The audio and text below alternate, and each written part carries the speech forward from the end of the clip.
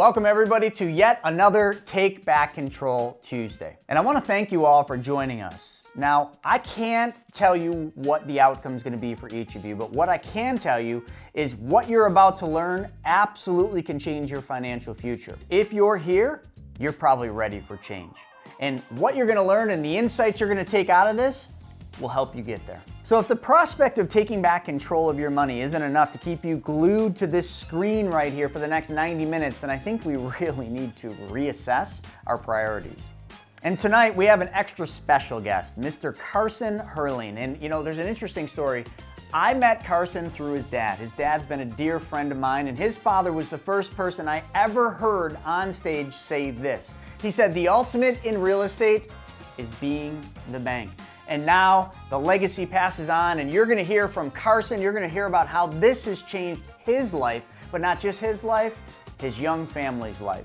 So let me just give you a quick overview of what you're gonna learn. There's essentially three basic things you're gonna learn from tonight. Number one, you're gonna learn how to take back control of your money by being the bank. Number two, you're gonna learn how to build wealth through your own debts and expenses, and it's not gonna require you working harder, working longer, or taking on any additional risks. And number three, you're gonna learn how to get all the money back for every single car you will ever buy, drive, and own.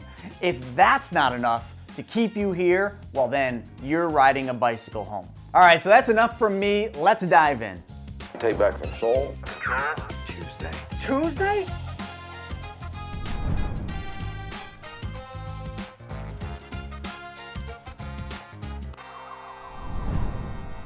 What we're going to talk about today, guys, is how you can become your own bank. Hence why, why you're probably here. That's what we're going to talk a lot about. And so I want to start with a little bit of some imagination. Imagine if you owned a restaurant. Think of your town, your city, food you like. Where would this restaurant be? Would it be in the downtown area? Would it be in a local neighborhood near you? Would it be fast food? Would it be in fine dining? All right, picture this restaurant that you own. If you were to go out on a Friday night and eat dinner and you wanted to take your closest friends and family out, would you take them to your restaurant or somebody else's? Yes, ours. Of course you would, right? To change it up though, if you owned a salon or a barbershop for your guy, would you guys get your hair cut at your place or somebody else's? Absolutely, you would go to your place. Why wouldn't you? You wouldn't go to the people down the street. That'd be silly. What about a gym? How many of you guys go to the gym? You guys ever go to a gym and not seeing the gym owner working out in their gym? Right? They're always there. They're not working out at somebody else's. That would make no sense.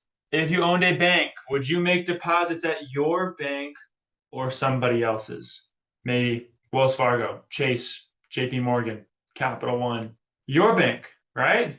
If you needed a loan for a car or a house, or you were going to rehab a property you wanted to renovate and sell, would you guys go to your bank to get that money as a loan?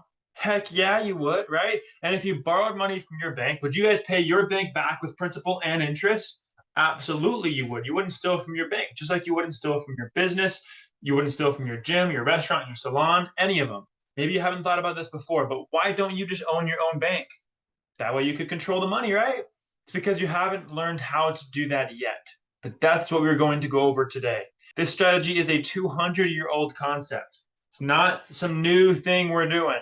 This is a long-time strategy been used by the wealthiest families in history to minimize their taxation, to pass down wealth to each other, and to build generational wealth by just copying what the banks do. A lot of these people that did this strategy in the very beginning, you probably all know of them.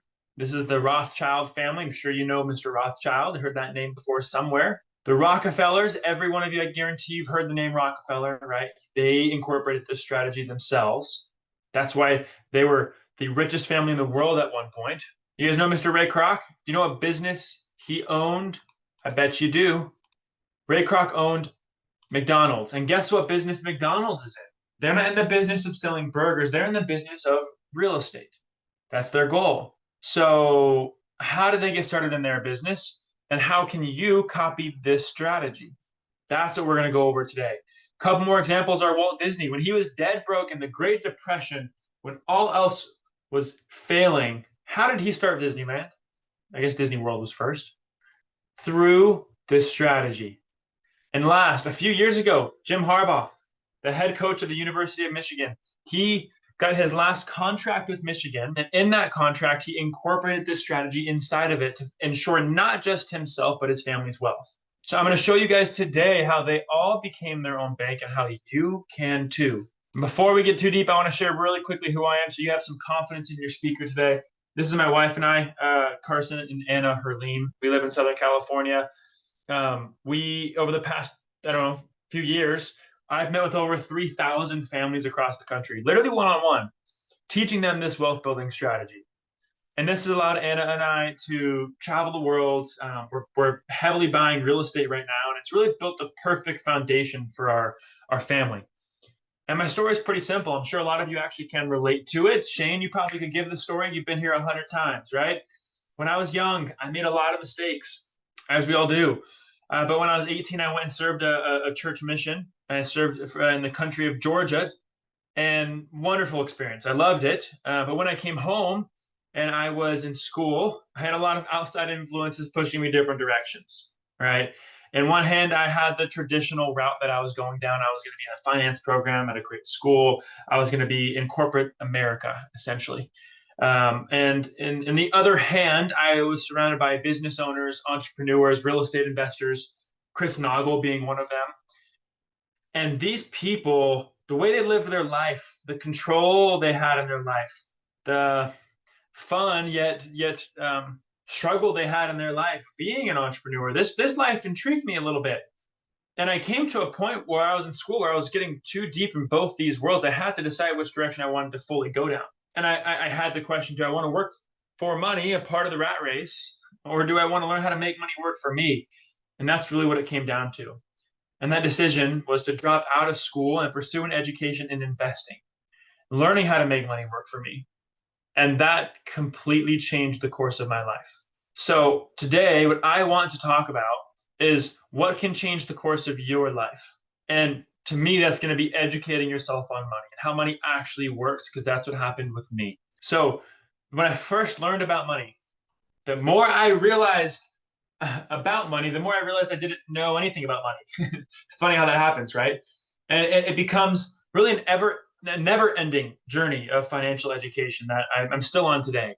There's always something new to learn. Every month I come up with a new thing I learn, a different perspective or philosophy. So when I pose this question to you guys, people often stop, think, and they really ponder this because it's something they may never have thought of before.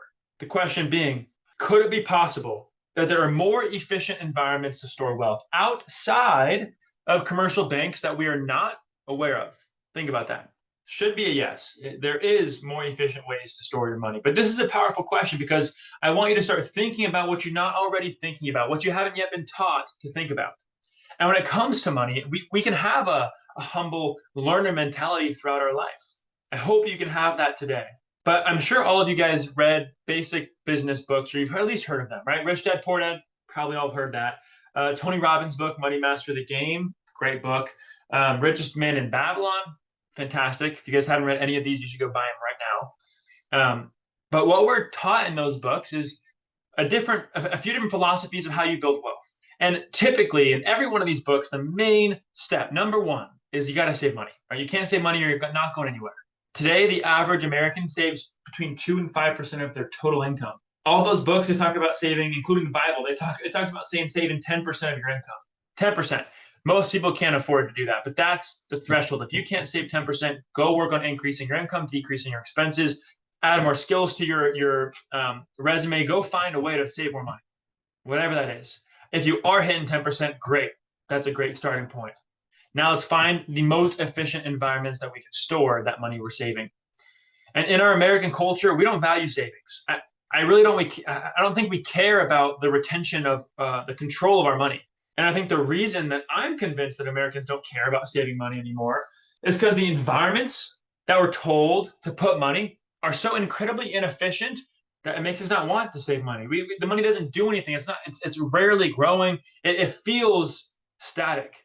Places like 401ks, high yield savings, CDs, annuities, any other savings vehicle, we struggle. Mutual funds, index funds. This is the foundation of most financial planning, but it's inefficient.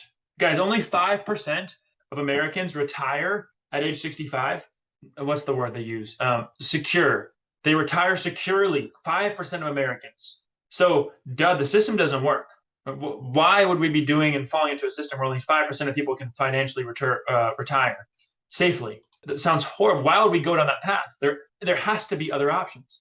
The other option is learning what banking is, which is what we're going to talk about today. Banking is a major paradigm shift for most people because banking is the business of protecting money. Okay. And you know how banking, you can do the act of banking as well. It's in the verb form. It's protecting money, actively depositing money, and actively lending money. That's the business of banking. And the interesting thing about banking is that it affects every single component of your life. So wouldn't it be smart to learn a little bit about the banking function and how that actually applies to your life? Throughout this presentation, I'll need you to have an open mind because once you see the banking world and how it actually can complement your life, you're never going to be able to look at money the same way again. I told you guys today that I would show you how you can set up and become your own bank, right? Well, what's the bank we're going to set up? This bank you're going to set up will replace your current account at somebody else's bank. You're no longer going to deposit and take loans from that person's bank. You'll do it from your bank. Anytime you ever needed to buy something or invest in something, guess where the money's coming from? Your bank, right? So what are the attributes of a bank that we would want to have? What are some really great benefits that we would want our bank to be able to offer us if we're not going to be storing it in the traditional world? Well, I'm going to show you in kind of a comparison between a traditional bank. And first off, we got to have liquidity. Number one thing, if you don't have liquidity, who cares? You need access to your money so you can be the bank. So you can lend against yourself, you can deposit, you can invest. You need liquidity. So that's number one. And honestly, that's really the only thing that a traditional savings vehicle offers you in today's world. It's just a place to store money. It's just liquid. That's it. So check off the box. Everything else that I'm going to show you is all pluses. It's benefits over why this is more efficient than any other savings vehicle. Next is growth. Wouldn't you want to have growth in your bank? Right? What if your bank grew 2, 6, 7, 3, 4, 5%, whatever the percentage is, every single year? And what if it was guaranteed? Compounding interest, uninterrupted interest. These are big words, but very impactful to your wealth. Those two words, uninterrupted and compounding. I'll get to that in about 10 minutes and I'll explain those deeper, but important. Traditional savings vehicles today save around or make around 0.07%. That's the average. Horrible. Right now, maybe it's a little high, but it'll fluctuate and go back down to what they typically are. And guess what? That a little bit of interest you earn is taxed. What if your bank grew tax-free? There's other places your bank can be a tax-free vehicle too. What if there was protection against lawsuits, judgments, liens, the market crashing? That would be cool. Guys, in 2009, 364 banks went bankrupt. Zero, well, your bank would not have. Anyone who had their bank set up in 2009 did not. Our bank we set up will never go bankrupt, never have any fault. They are financially safe forever. And they are stable. During these economic uncertain times, they are safe. This would be an efficient place to store money, right? This would be a place you could control, you could count on, you could use as the foundation to finance everything. And I get it too, because life's crazy. We got a lot of stuff going on, always, right? But the opportunity you would get to put money somewhere that's still liquid, so peace of mind, but it's safe, it's guaranteed to grow, it's tax-free. And what if I was to add one more thing to this? If you were to take money out of your bank, it would actually not stop the bank from compounding interest. It would not stop the bank from growing. That is something everybody in this country should be diving deeper into and trying to incorporate. So let's get in to what this bank actually is. What are you going to be using to do your banking from here on out? I like to call the strategy a vehicle, or the bank a vehicle, because it's kind of a money you run your money through. It's not a place you let your money sit and never touch it. It's a place you let your money run through and you use your money to be the bank, to take loans, to finance things, to invest. So the money's constantly in motion. That's a big piece of this. Whereas in a 401k or Wall Street, you just let money sit and never touch it. So different worlds, right? But quote by Mr. Will Rogers I love, he says, the problem in America isn't so much what people don't know, it's what people think they know that just ain't so. So don't judge this because you won't understand it yet. But the bank that we actually use to do banking is a dividend paying whole life insurance policy from a mutual company. Now, this is not no regular life insurance policy. This is not no policy you get from your broke brother-in-law who sells insurance, or your local Allstate guy down the street, or Dave Ramsey. Like, this is very specially designed, very specific and tailored towards you. And remember, 2 seconds ago, I showed you all the attributes of what your bank could have. And we all agreed that if some place out there had all the attributes of that, we would love to store money there. Well, guess what? That's what whole life insurance can be if it's structured right. I actually look at the policy kind of like a Ford Focus. You guys ever go to a car dealership and see just a basic, simple car like this in the driveway, and no one's pumped about it, no one's going crazy with it. It's just a simple car. But if you were to go home and go on YouTube and watch Ken Block, he will go 130 miles an hour, drifting around turns in this Ford Focus. Guess what? They're the exact same car as the one you probably see in the dealership. Just one slight difference: the design and engineering of the vehicle.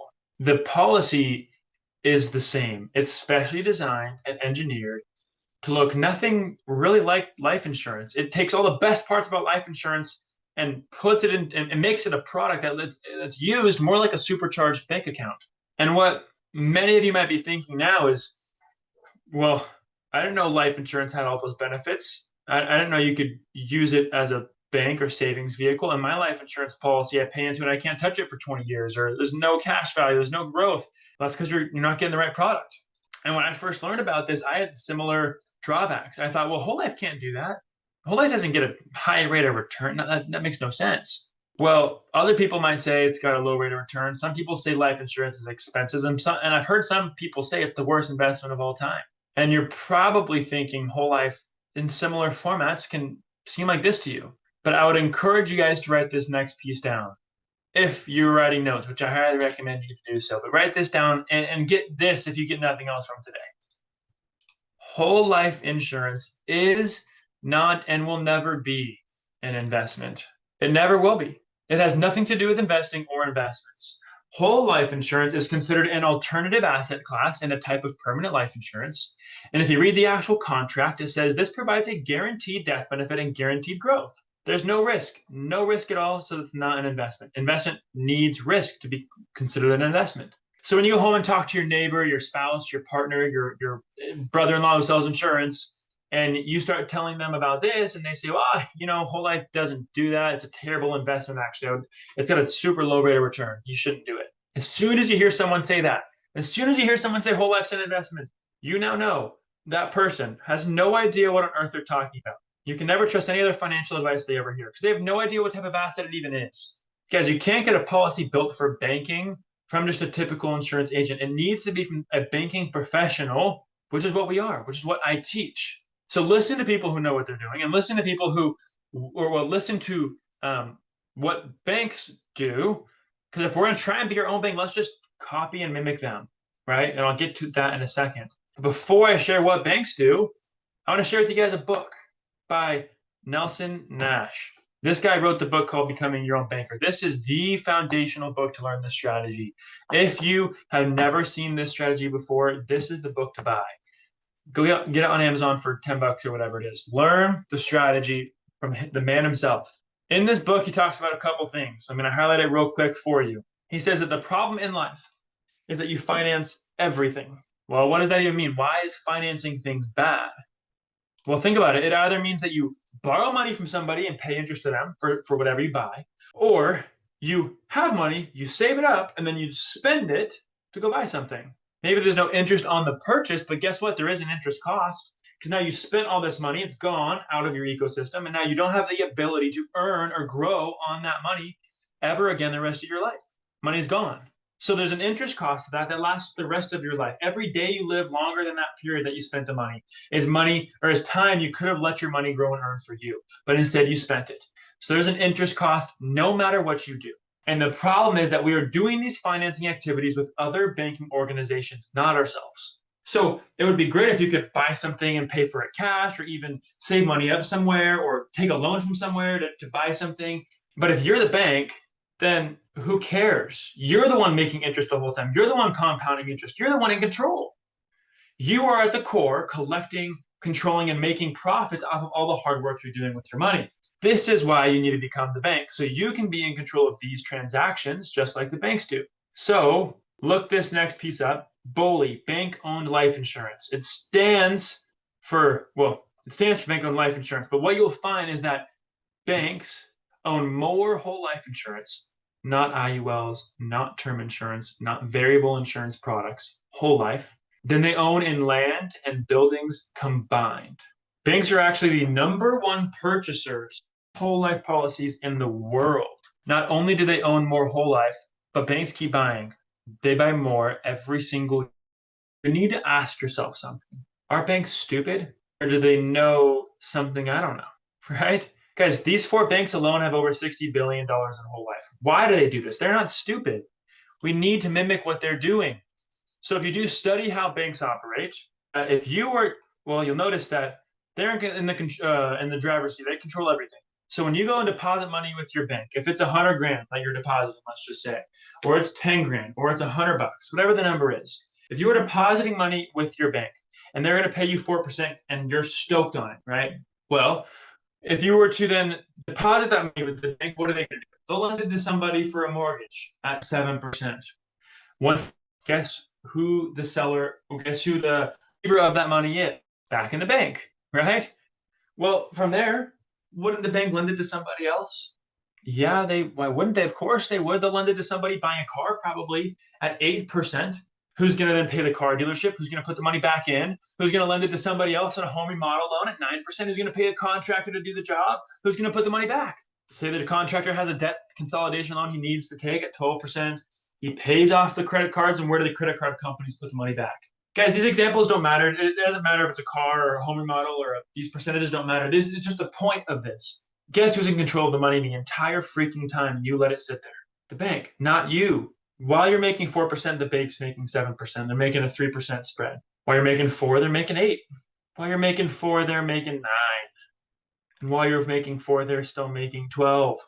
If you total all of those additions up, they're making 20% more than you are. And how many times, guys, does 4 go into 20%? 4 goes into 25 times. So doesn't that actually mean that banks are making 500% or 5 times more than you are on your money every year? Yes, they are, whether you understand it or not. You can look it up. Go to BauerFinancial.com. Banks make between 400 and 1,300% on the money that you leave there each and every year. Guys, there isn't a bank in the world that makes less than 400% on your money every single year. We're paying for them to build all these fancy buildings all over the world. So earlier when I told you guys and I asked you, I said, banks are the #1 purchasers of these specially designed policies in the world. I asked, are they stupid? Guys, they're not stupid. Look at what they're doing. They are geniuses. They're a business that has a product. The product is just money. Why don't we use our own money as our own bank? And in order for you guys to understand the strategy and to go into some numbers, I want to share one more example. Then I'm going to go deep with you guys about how to use a policy and show you some examples. So last concept I want to hit real quick, the strength of uninterrupted compounding interest. All of you have heard those words before. It sounds like maybe a lot, but they're very important. What would you guys rather have in your hand today, $1 million or a penny? But the penny is going to double every day for the next month. 1 month, penny doubles, or you get $1 million in your hand today. What do you guys think? 1 penny on day number 1, 2 pennies on day number 2, 4 pennies on day number 3, 8, 16, 32, 64, down to day 15, it's at $160. Day 16, $300, and then it keeps going all the way to 30 days. It doubles to $5 million. Yeah, good job, guys. A penny for sure. But let's stop here for a moment and think. Let's think about how powerful that is. If you just let a penny sit and double for 30 days, it goes to $5 million. A penny to $5 million. That's way more than the $1 million you would have had in your pocket today if you did that. You guys all have heard the quote by Albert Einstein, right? He said that the 8th wonder of the world is uninterrupted compounding interest. Let's change it up. I'm going to give you a couple examples here and some spin-offs of this and see what you guys think. Well, what if your penny doubled every day, but with a 2% fee attached to it? Okay, 2%. So day one, it's a penny. Day two, it's almost 2 pennies, but it's, rounds out to 1. Then it's 2, 4, 9, so on and so forth. That will continue to grow, doubles every day. And then after 30 days, it's at 2.9 million. Okay, well, is 2.9 minus 5 million, that's what? $2 million spread. Do you think $2 million on $5 million of compounding is a 2% fee? Heck no, it's not. And we all know that sometimes some of the places we're told to put money have fees attached to it, and 2% is not far off from what it probably is. Your brokers and people managing your money are probably making 2%. Look at how much that's costing you if this was the penny that doubled every day. Is that 2% really going to be $3 million of compounding you're missing out on? Let's do it again. What if you withdraw money? What if you withdrew $100 on the 15th day and $100 on the 25th day? You just withdrew $100 2 separate times. That is it. The only thing that you took out from the penny. Well, it only grows to 2 million. Here's the math. You can see the doubling. Guys, that $200 withdrawal would have cost you $3 million in compounding because of a stupid $200 withdrawal, right? That seems like a whole lot more than $200. So what if in this scenario, say again, you're doubling a penny every day for 30 days, but on the 15th day, you needed $100 to go pay for whatever, food, right? On the 25th day, you got to take another $100 out. And you don't think it's gonna be that big of a deal. The rest is still growing. There is a massive difference. So what if instead of taking a withdrawal of $100, you took a loan for $100 against your penny doubling every day? Some say in the Dave Ramsey world, never take loans. Loans are bad. Debt's bad. You're going to go to jail. You're never going to be wealthy if you get debt. No. In this scenario, you could have taken $200 of withdrawals and paid 5,000% interest on it. Who cares? You would have still had the 5.3 million of compounding, and the $100 withdrawal as a loan. You could have paid it back whenever you wanted. So it's not always true that not taking loans or not getting debt is bad. There are ways in which you can make it work. In this scenario, it would have as well. I see a couple hands are raised. If you have questions, throw them in the chat and I'll answer them, or save them to the end. Next example, I mixed it, is the tax. If you had a 15% tax on the penny doubling every day for 30 days, it would only compound to 500 grand. 15% tax. That's a pretty big drop, right? The crazy part about this example is you actually would have only paid 180 grand in taxes, but that 15% is costing you way more than that in compounding opportunity cost. So guys, look at these 3 different scenarios: a fee, a tax, and a withdrawal. How many of you agree that some of the places we're told and taught to put our money for the long haul, for our wealth building, the places we're told, 401k, Wall Street, that world, those type of accounts have all 3 of these things happening with it? They're going to tax you now or later. You're going to have fees attached to it, and you're going to withdraw money from it at some point. Guess what? There is a place that you get none of these things attached to it. It can be uninterrupted, never touched, continue to compound interest your entire life, no matter what, guaranteed. Guess what the account is? Freaking whole life insurance. Guys, it's super, super simple. We just haven't been taught that these vehicles can do this. This is so powerful. If you had a penny that could double every day and no one stopped it, no one touched it, no one took a fee from it, wow, that would change the game. So now that I've laid the framework for you guys around the power of life insurance, the credibility behind it, what banks do and how they operate, why you'd want to become the bank, and now uninterrupted compounding interest, let's get into how you can put this into action. I'm going to give you some real life examples here, and we're going to wrap up. First example is going to be how you can buy a car and get all the money back for the car that you ever buy, drive, and own the rest of your life. This is just a cool truck, just the example. Put this in your head, what car you could get. But I'm going to show you the policy and dive into how we look at the policy. So this is an actual policy illustration showing some deposits, showing some loans against it, etc. Don't dive too deep into this yet. I'm going to show you this step by step in 2 minutes, okay? I want to lay the framework. I look at the policy as or the premium as a deposit. When most people hear premium, you hear a bill, a payment, an expense. You hear health insurance premium. Sorry, my mind's slowing down. So all of these examples are expenses you might have as a premium. But in this scenario, I look at it as a deposit. And I've never met somebody who looked at a deposit in their bank account and thought, no, I'd never want to make a deposit. Never heard that. You want to deposit money in your bank because why? Because it's your asset. It's your money. It's liquid. Well, in your policy, if you put money in and it's still liquid, it's your asset, it's growing, why wouldn't you want to deposit as much money as humanly possible in there, just like you would a bank account, right? That's what we were doing. So we need to change the way we look at this, okay? And the next thing is maybe you're thinking, I don't have enough money to do this, or I'm too old to do this. I've heard those things as well. Well, most people doing this strategy are only putting in a few $100s a month. You don't need to do some 50 grand lump sum, or you don't need 100 grand in the bank. No, let's just start saving money, putting money aside, and running it through a policy.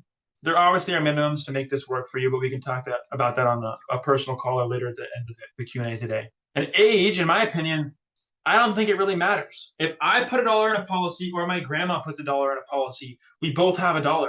We both have $1 available for us to use if we're putting it into a policy built for banking with high liquidity. It's both $1, so who cares? We all can bank through our own policies, no matter the age. Sure, there's a death benefit attached because it is life insurance, but if I'm building the policy to maximize the liquidity, get the most growth, and have the lowest cost, then the death benefit is going to be a very small factor anyways, and it's going to be not built for the death benefit, but built for the cash value. So the death benefit's not that big of a deal and very important when we're looking at building a policy for banking. So now that you understand some of those things, let's look at the policy. This guy we were working with, he saved about 10 grand a year. That was his goal. He made 100 grand a year. He wanted to save 10. Fantastic. He was going to save the 10 grand a year, a little bit in his 401k, a little bit in his stock account, and some in cash. And we said, well, stop. How about instead, you put that entire extra cash flow, the 10 grand a year inside of your policy instead. That way it's here first. And then you can use it from there and go take it out and go invest in other things or purchase things or do whatever you want to do with your money. But now you're the bank. And so he said, great, I'll do that. I'll put in 10 grand a year. So he did. He put in 10 grand every year. That was his deposits into his policy. And then you'll see here, the cash value is what's available for him to access inside of the policy. So in year number 1, he has access to 6 grand. In year number 2, he has access to 12 grand, which you might think, it's not all of my money. Where did the rest of my money go? Well, there is the cost of a death benefit. You do have to pay for life insurance. So the cool part about life insurance and a whole life policy is the cost is built into it. In the first couple of years, you're not going to have access to everything because you're paying for the coverage. But then the rest of your life, typically after the 3rd year, every year the rest of your life after that, you will have access to more than what you're putting in, and it will be growing exponentially.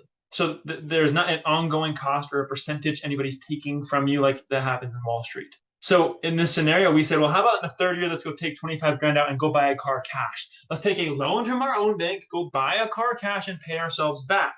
So in that scenario, if you took 25 grand out as a loan against yourself, you'd want to pay yourself back. Today's market, $500 a month seems fair, right? So we'll just pay ourselves 6 grand a year for 60 months. Let's do the math. Let's just look at what happened. One transaction, we took one loan, paid ourselves back. That is it, okay? What just happened is after 7 years, you paid 70 grand in premiums. You've paid 30 grand back to repay yourself. And so you've put in 100 grand, right? You've also taken out 25 to buy a car. And so really your net injection into the policy, what you put into this is 75. Put in 100, took out 25. Really what you put in was 75 then. So you've put in 75 grand into this account over 7 years. And look at your cash value after 7 years. It is $67,881. Your cash value is just slightly under what you've put into it. So you almost have all the money back for the car that you would have just purchased. You bought a car for 25 and have back 91% of the money back in your pocket. I'm kind of flying through this example. I shouldn't be. That should be a wow moment for you guys. In this scenario, he just bought a freaking car and got 91% of the money back because he was the bank financing it himself. That's the aha moment, okay? But I'm gonna give you one more scenario. Let's do it again and see if it sticks this next time. Well, this guy said, hey, I'm ready to buy a car for my wife now. But also I retired, so I have no additional income to save. I don't want to pay any more premiums. Great.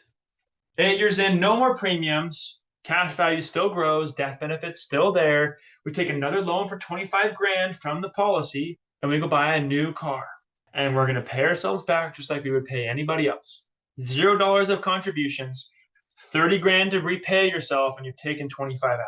So you actually only put into the thing 5 grand over those 5 years. You put in 30, took out 25. So you put in 5. That was your cost into putting into the policy. Well, guess how much your cash value increased by inside of your policy. And again, the cash value is just what's available and yours liquid to use. That's like your savings account. Your cash value increased by $23,000 in those 5 years. And again, you put in five. You indeed just made money off of buying a car, a lot of money off of buying a car. And if you look over the entire 12-year period, your cash value is 91 grand, but you put in 80. So you put in 80 and have access to 91. You made 11 grand on your money and bought 2 cars. They're both paid off sitting in the driveway. You are the bank. There's 3 rules we use when we incorporate this strategy, okay? 3 rules are pay yourself first. He put money in his policy before paying anybody else. Paying yourself first means you put money in your savings first and then pay others. Rule number 2 is going to pay himself interest. If you have to pay the bank back with interest when you take out a loan, then you should be an honest banker with yourself and always pay yourself back with interest. And last is recycle and recapture your money. Because why wouldn't you want to be the one paying yourself back the interest instead of somebody else, right? If this works for a car, then what else does it work for? Because your imagination can be endless right here.